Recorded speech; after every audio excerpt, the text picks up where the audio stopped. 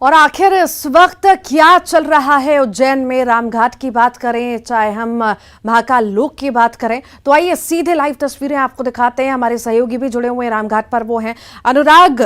रामघाट पर मौजूद हैं आप, बाबा महाकाल की नगरी में मौजूद हैं। आखिर तस्वीरें दिखाइए, कितनी अद्भुत और कितनी खूबसूरत ये तस्वीरें हैं, हमारे दर्शक भी देखें। शिवराज सिंह चौहान जी कुछ ही क्षणों में बिल्कुल देखिए, प्रधानमंत्री नरेंद्र मोदी 11 अक्टूबर को उस ऐतिहासिक महाकाल लोक का उद्घाटन करने वाले, जिसका गवाह पूरी दुनिया बनने वाली है। लेकिन उससे पहले की जो तस्वीरें हैं वो हम अपने दर्शकों तक पहुंचाने का काम करेंगे। इस समय हम रामघाट पर मौजूद हैं और यहाँ पर जो रंगारंग लाइटिंग है वो आपको बताएगी कि कैसे अब कुछ घंटों के बाद महाकाल लोक का जो परिसर है वो आम जनता के लिए खुलने वाला है। यानी कि जो महाकाल की भक्ति में आस्था रखते हैं उनके लिए महाकाल का लोक किस तरीके से दिव्य लोक की तरह प्रस्तुत होने वाला है, कैसे शिव की भक्ति, शिव की लीलाएं वहां पर लोगों को देखने को मिलेंगी, उसकी तस्वीरें यहां पर आप देख सकते हैं। मेरे ठीक पीछे 21 पुजारी अभी तैनात हैं। कुछ ही पलों के बाद यहाँ पर मां क्षिप्रा की आरती की जाएगी, महाआरती होगी, जिसमें मुख्यमंत्री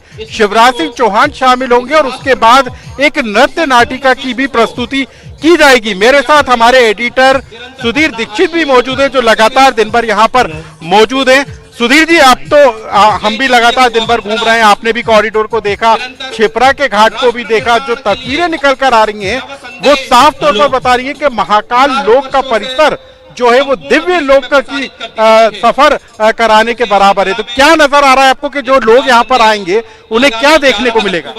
देखिए, बिल्कुल जिस तरीके से तैयारियां यहाँ पर चल रही है, वाकई में जो महाकाल लोक है, बाबा महाकाल की नगरी उज्जैन का जो महाकाल लोक है वो दिव्य लोक की तरह नजर आ रहा है। सब जगह पर आप देख सकते होंगे पूरे शहर को रोशनी से सजाया गया है और जिस तरीके से यहाँ पर साधु संत आ रहे हैं, जिस तरीके से यहाँ पर लगातार वीआईपीज का आना लगा हुआ है और लगातार श्रद्धालुओं की भीड़ यहाँ पर बढ़ती जा रही है, उसको देख के निश्चित तौर पर ये लग रहा है यहाँ पर कि ये कभी न भूलने वाला पल है। और न्यूज 18 की टीम यहाँ कॉरिडोर में लगातार पहुंची है। सबसे पहले इस कॉरिडोर की तस्वीरें अपने दर्शकों तक एक्सक्लूसिव तस्वीरें जो थी वो न्यूज 18 की टीम ने पहुंचाई थी। और जो महाकाल का कॉरिडोर जो बना है उसमें शिव के 190 जो स्वरूप है और जो प्रसंग उनसे जुड़े हैं उनका वर्णन उसमें किया गया है। अभी यहाँ पर हम लोग क्षिप्रा तट पर मौजूद है। पुण्य सलिला क्षिप्रा का ये जो तट है ये रामघाट कहलाता है। आप देख सकते हैं कि किस तरीके से रोशनी से इस पूरे तट को सजाया गया है और यहाँ पर जो है आरती की जाने वाली है। जिस तरीके से हरिद्वार में गंगा आरती होती है उसी तरीके से उज्जैन में ये मां क्षिप्रा की आरती हो रही है।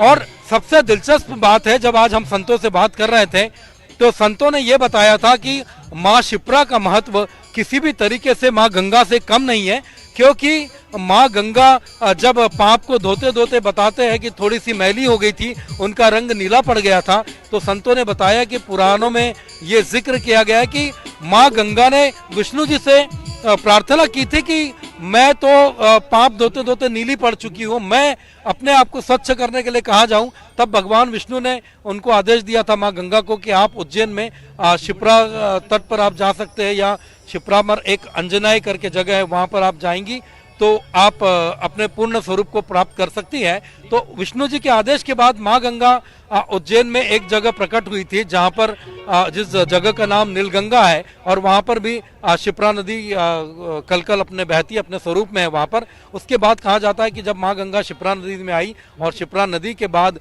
मां गंगा अपने पुराने स्वरूप को लेकर लौटी, तो फिर उसके बाद से ये माना जाने लगा कि जितने पुण्य सलीला मां गंगा है उतनी ही पुण्य सलीला मां क्षिप्रा भी है। और यही वजह है कि उज्जैन में 15 दिन तक गंगा दशहरा मनाया जाता है और नीलगंगा का जो इलाका है जहां मां गंगा अपने नीले स्वरूप में प्रकट हुई थी उसका अपना एक महत्व है। जहां तक महाकाल कॉरिडोर महाकाल लोक की हम बात करेंगे तो महाकाल लोक वाकई में दिव्य लोक की तरह नजर आ रहा है, एक अद्भुत है जिस तरीके से वहां पे शिव की लीलाओं को दिखाया गया है।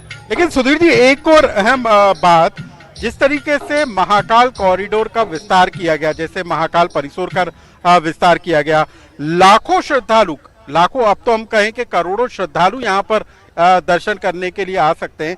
सिंहस्थ में हमने जो तस्वीरें देखी थी उसके पलट अब यानी कि पूरी दुनिया का एक आस्था का केंद्र जो है उज्जैन की नगरी बनता जा रहा है। और सबसे बड़ी बात, प्रधानमंत्री नरेंद्र मोदी हो चाहे मुख्यमंत्री शिवराज सिंह चौहान हो, उनकी भी हमने शिव भक्ति को देखा है। जब हमने यहाँ पुजारियों से चर्चा की तो उन्होंने कहा कि जिस तरीके से महाकाल की नगरी का विस्तार हो रहा है वो वाकई में पंडित पुजारियों के लिए भी महत्वपूर्ण हो गया। तो आपको लगता है पूरा परिसर का परिदृश्य यहाँ पर अब बदलने वाला है? बिल्कुल, निश्चित तौर पर पहले ये कहा जाता था, उज्जैन की जो तस्वीर है या उज्जैन की जो जनता है वो ये बात कहती थी कि उज्जैन की तकदीर सिर्फ 12 साल में बदलती है। 12 साल यानी कि जब जब सिंहस्थ आता है तब तब उज्जैन की तकदीर और तस्वीर दोनों बदलते हैं।